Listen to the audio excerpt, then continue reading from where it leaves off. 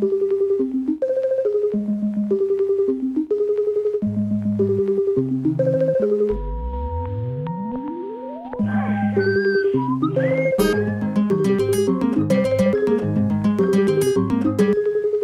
laisse mon travail pour venir encore demander l'asile et puis commencer des démarches et tout. Tandis que je touche bien mon salaire là-bas. Donc, ce n'était pas vraiment mon projet. J'ai peur déjà de venir demander l'asile et tout. Donc, ce n'était pas mon souhait, en fait. Ouais.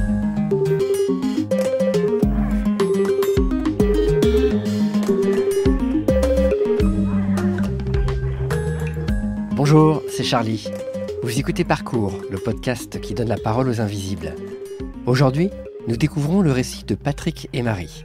Avec leurs 2 enfants, ils n'auraient jamais dû se retrouver dans cette situation, exilés à Grenoble. Le 1er juin 2023, alors qu'ils préparent un voyage touristique en France pendant les vacances d'été, ils doivent fuir précipitamment Kinshasa, la capitale de la RDC où ils vivent. Depuis, Patrick et Marie tentent de se faire à la condition d'exilés, avec l'espoir de se reconstruire. Clémentine Métainier est allée à Grenoble leur tendre son micro.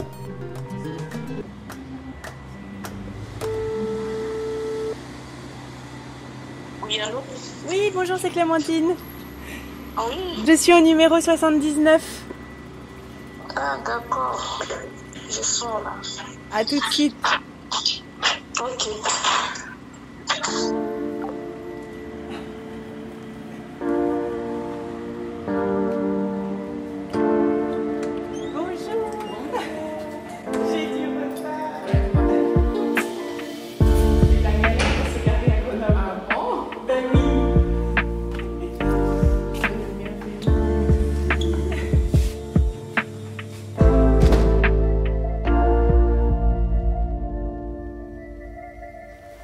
Vous m'accueillez dans un appartement, Oui. mais on n'est pas chez vous. Oui, je ne suis pas chez moi, je suis chez un ami. Elle a trouvé grâce d'apprendre un appartement. Et c'est pour cela que je viens souvent ici pour faire le lessive. Et puis, j'ai fait quelque chose à manger pour les enfants. Et je passe beaucoup plus ma journée ici. Les enfants étudient tout près là. Donc, ça m'aide aussi d'attendre les enfants jusqu'à leur sortie de l'école. Je récupère les enfants et puis on rentre chez nous là. On nous a hébergés là-bas à l'hôtel Belalp. Oui, parce que là, on est en plein centre de Grenoble et vos enfants sont scolarisés ici. Oui. Donc là, dans cette salle, il y a quoi? Il y a un four. Oui, ici il y a une cuisine. un four. Ça, c'est machine à laver et frigo. Ça, c'est micro-ondes. Et donc, cette femme qui habite ici, vous l'avez rencontrée où? Comment? On s'est rencontrés à la Secours catholique. Elle est aussi congolaise. Elle a habité beaucoup en Angola. Elle parle le lingala. Et vous parlez quoi? Moi, je parle lingala et français. Donc, c'est pour cela qu'on s'est fait l'amitié. Et elle m'a dit que non, si j'ai un souci de venir ici, donc... Qu'est-ce que vous avez sur la tête, Marie? Ah, d'accord. Là, c'est les chapeaux. Si les cheveux, ce n'est pas bien tressé, là. Donc, j'ai mis les chapeaux ici pour que ça soit un peu joli, là, quoi. C'est très joli, hein? En fait, cet appartement, ce serait ce que vous espérez pour vous et votre famille. Oui, c'est ça vraiment notre souci. Même une petite chambre comme ça, là, cuisine, salon, c'est mieux pour nous si on a trouvé, vraiment.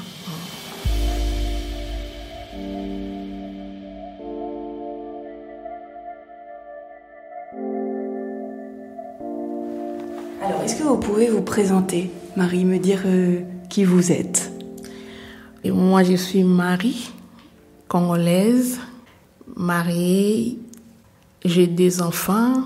La première, elle a 9 ans bientôt. Et le deuxième, il vient de totaliser 7 ans, le 7 juin ici. Et vous, donc vous êtes congolaise, vous venez d'où? Je viens en RDC, Kinshasa, Congo-Kinshasa. Est-ce que ça va être difficile de parler du Congo toutes les deux? De la vie d'avant? On peut en parler, c'est pas difficile, oui. Alors racontez-moi un souvenir de chez vous, là, qui vous vient tout de suite, un endroit. J'ai travaillé à l'ambassade des États-Unis, à la poste de sécurité, donc de surveillance des détections, ce qu'on appelait S10 spécialiste. J'étais vraiment bien. Et on vivait très bien. Mon mari, il est médecin. Et les enfants étudient aussi dans une bonne école là, école catholique. Donc on était bien.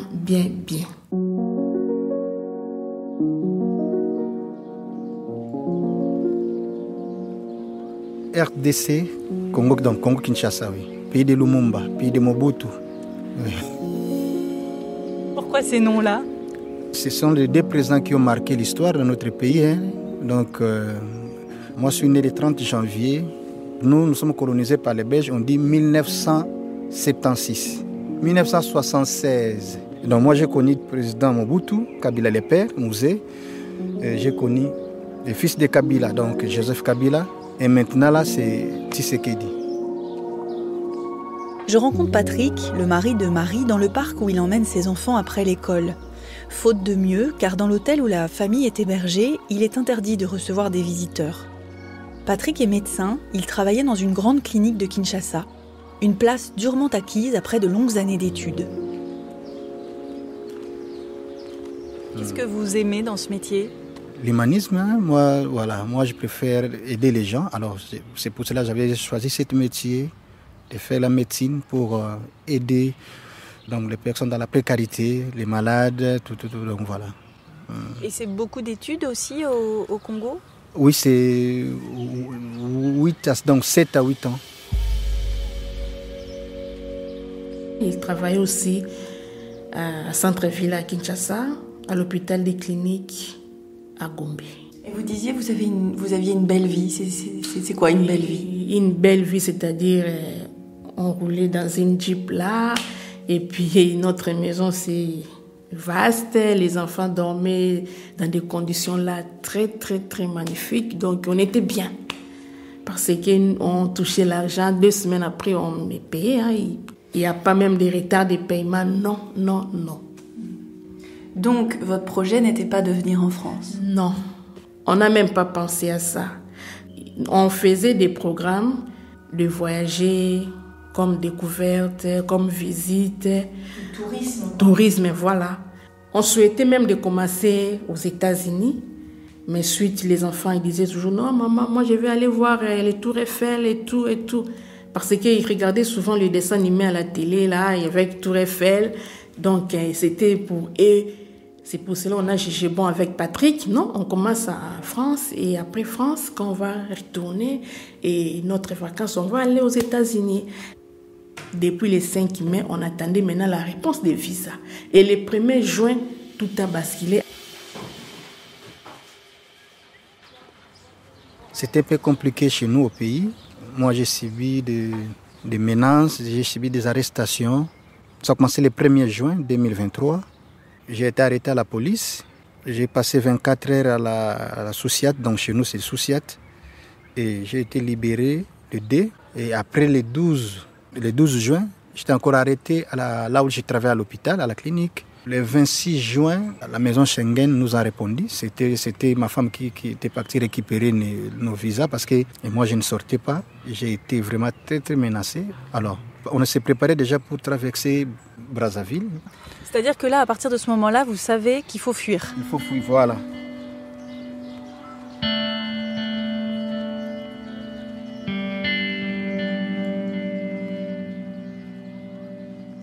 Donc tout est allé très vite en fait. Oui.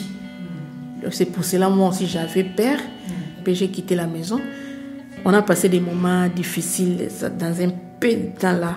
C'était vraiment grave. Et Dieu a fait grâce que les visas étaient sortis à ces moments-là. Comme on envisageait, comme on voulait faire comme un voyage touristique. Donc on n'a même pas arrivé. On était... Je n'arrive pas à penser à ça. C'était ça. Et donc, vous connaissiez rien en France? Non. Je ne connaissais rien en France, rien.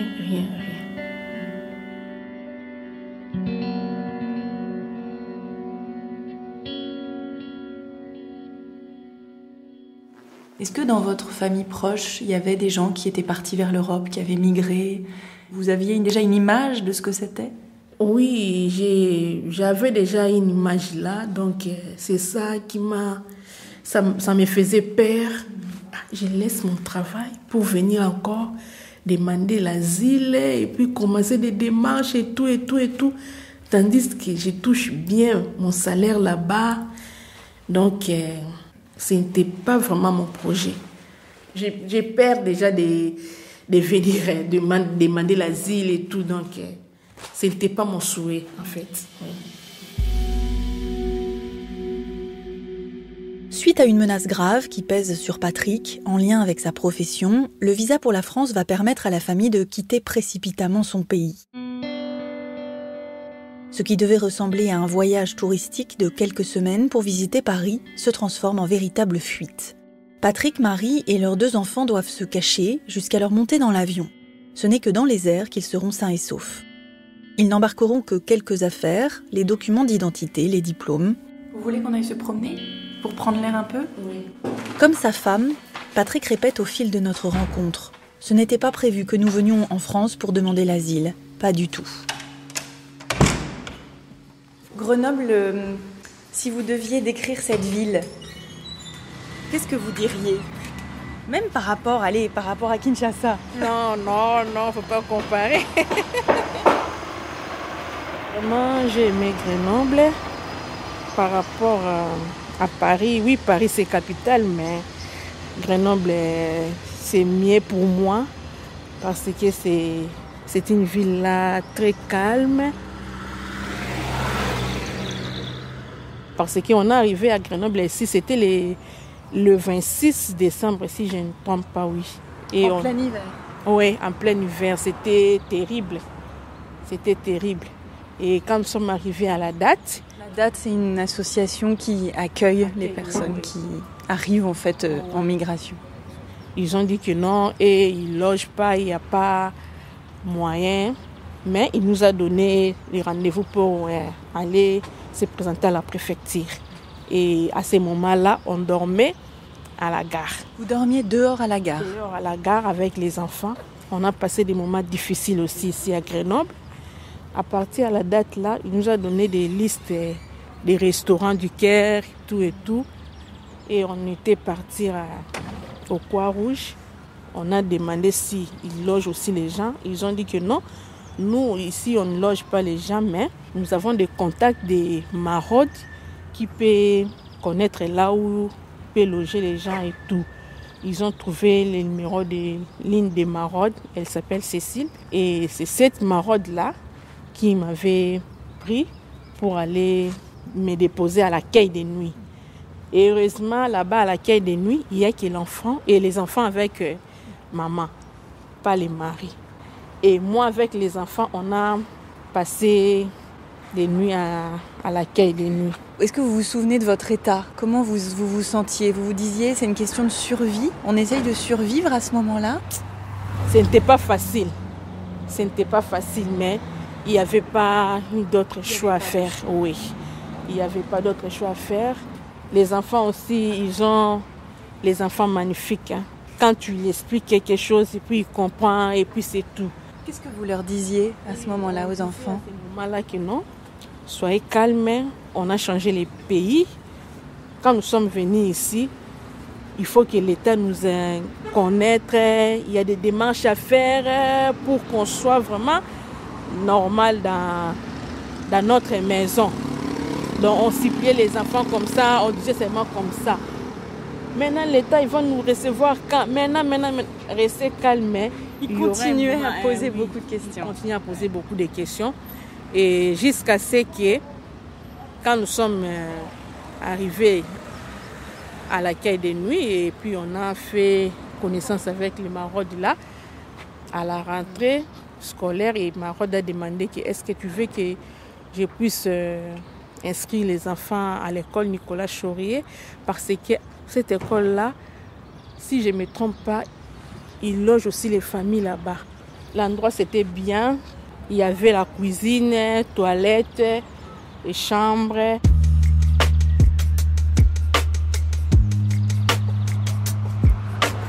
On va traverser en fait parce qu'il y a un peu de bruit. Tiens, c'est vert, on peut y aller. C'est une belle journée aujourd'hui, hein, il fait beau. Hein, ouais.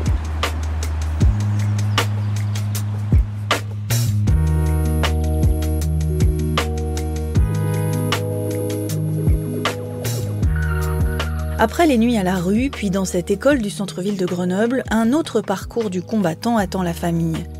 6 mois plus tard, le 115 leur propose un logement à une vingtaine de kilomètres de Grenoble. Une petite chambre pour 4 dans un centre d'hébergement d'urgence au milieu d'une zone industrielle. Les conditions sont insalubres, leur deuxième hiver est redoutable. Il leur faut 1 heure tous les matins pour rejoindre l'école à Grenoble où les enfants restent scolarisés. Entre-temps, Patrick obtient une formation d'infirmier, une équivalence d'1 an qu'il réussit à faire financer par la région Auvergne-Rhône-Alpes et le Secours catholique. Une aubaine marquée toutefois par des difficultés auxquelles il ne s'attendait pas.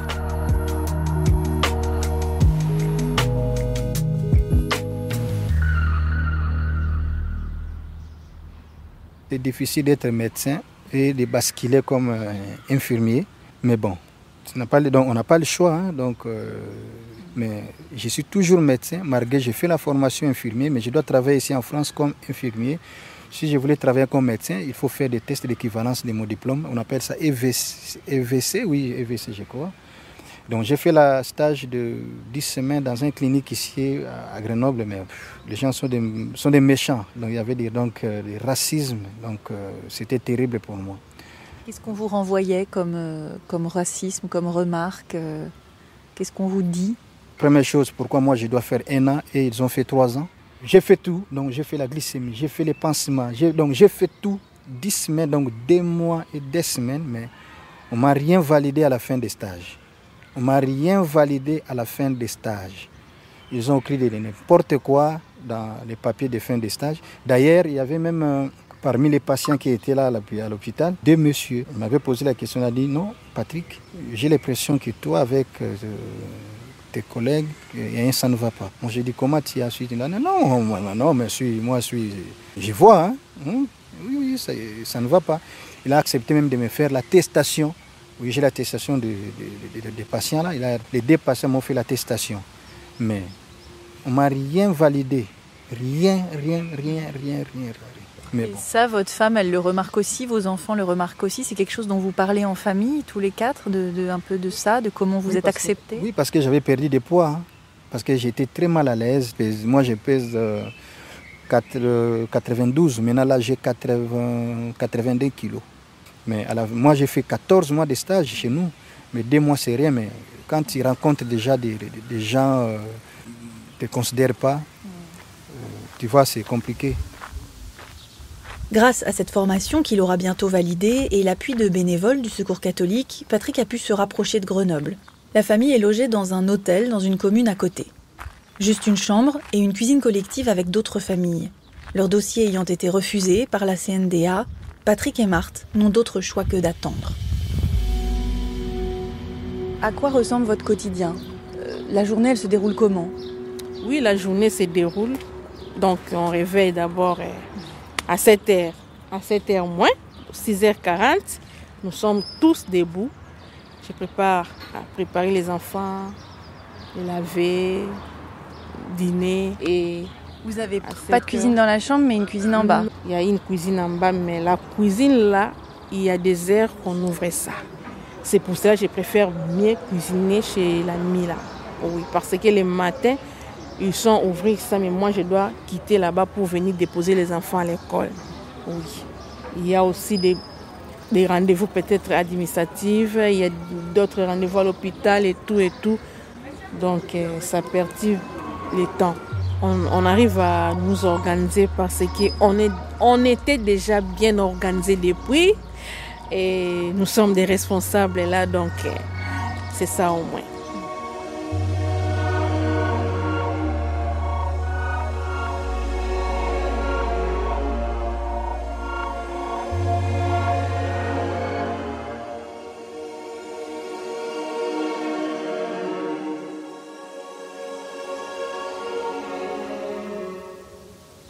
Quel est votre rêve aujourd'hui ? Premièrement, que je puisse avoir les papiers.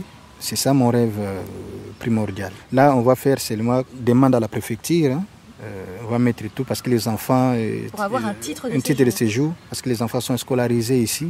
L'année prochaine, ça fera 3 ans. Et avec ma formation d'infirmier aussi, ce sont des métiers à tension, comme disent les Français, comme disent votre loi ici en France. Donc voilà. C'est ça l'intégration que vous appelez l'intégration. Donc voilà. Donc moi j'ai fait ma formation, ma femme travaille dans des bénévoles, elle fait la bénévolat, les enfants sont scolarisés. Donc voilà.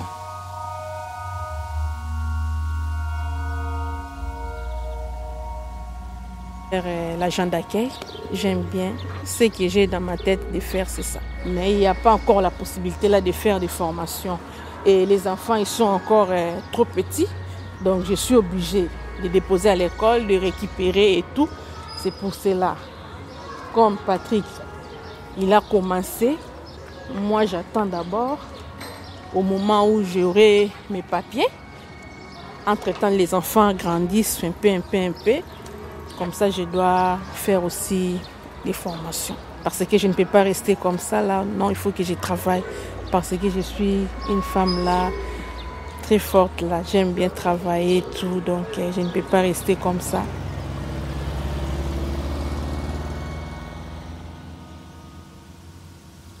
Mais là, on attend l'autorisation de quitter le territoire français. Si le courrier là arrive, on va contacter les avocats pour qu'ils puissent casser cette... on appelle ça l'OQTF.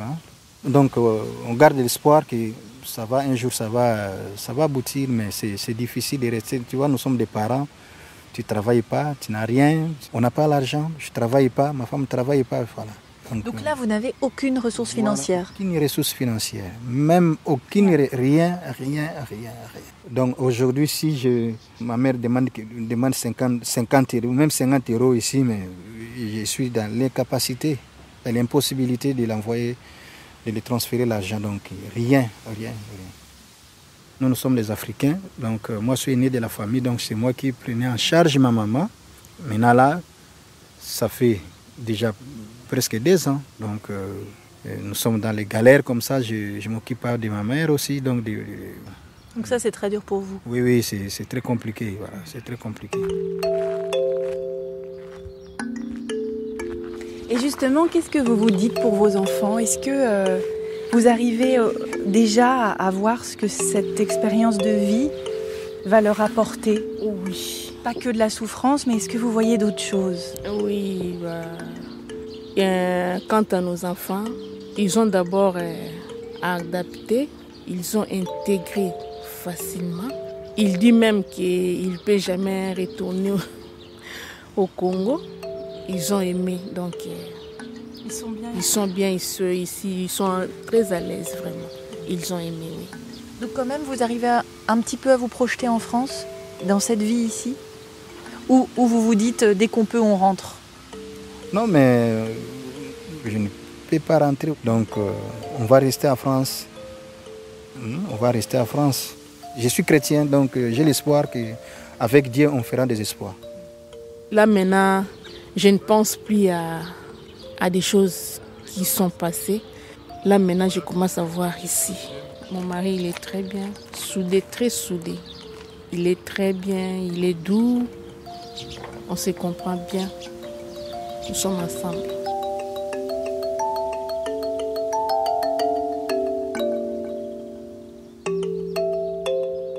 Merci d'avoir écouté Parcours, le podcast qui donne la parole aux invisibles. Chaque mois, nous vous emmenons à la rencontre d'hommes et de femmes qui, pour surmonter les difficultés, agissent. Pour ne pas manquer les prochains épisodes, abonnez-vous à Parcours sur l'application de podcast de votre choix. Et n'hésitez pas à nous laisser une note ou un commentaire.